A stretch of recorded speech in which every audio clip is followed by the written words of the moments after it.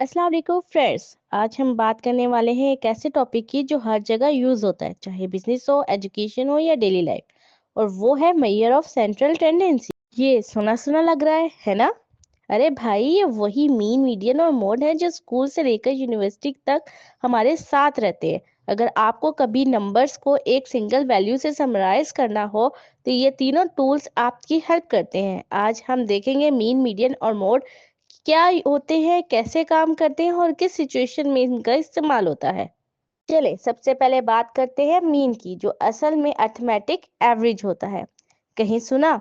हाँ, जब भी किसी चीज का एवरेज निकालना होता है तो हम मीन का फॉर्मूला यूज करते हैं। फॉर एग्जाम्पल, अगर 5 एम्प्लॉयज की सैलरीज ये है तो मीन सैलरी 60,000 होगी।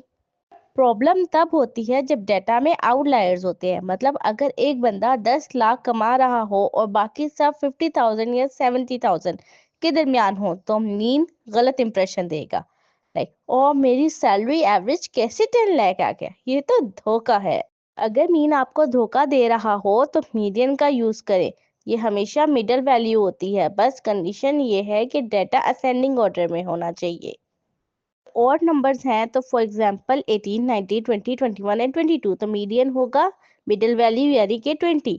एंड अगर इवन नंबर्स हैं लाइक 18, 19, 20, 21, 22 एंड 23, तो मीडियन में हम इस तरह से करेंगे, 20 और 21 को ऐड करेंगे और डिवाइड बाय 2 कर देंगे, तो मीडियन हमारे पास आ जाएगा 20.5। अगर मीन आपको धोखा दे रहा हो तो मीडियन का यूज करें। ये हमेशा मिडल वैल्यू होती है, बस कंडीशन ये है कि डेटा असेंडिंग ऑर्डर में होना चाहिए। अच्छा, अब बात करते हैं मोड की। मोड का मतलब है जो वैल्यू सबसे ज्यादा फ्रीक्वेंट होती है, मीन जो सबसे ज्यादा दफा आती है। फॉर एग्जांपल, अगर स्टूडेंट्स के मार्क्स हैं 55, 60, 65, 65, 70, 75, 80, तो इस सिचुएशन में मोड होगा 65, क्योंकि ये सबसे ज्यादा दफा आया। ये काम कब आता है? जब आपको मोस्ट पॉपुलर आइटम या चॉइस निकालनी हो।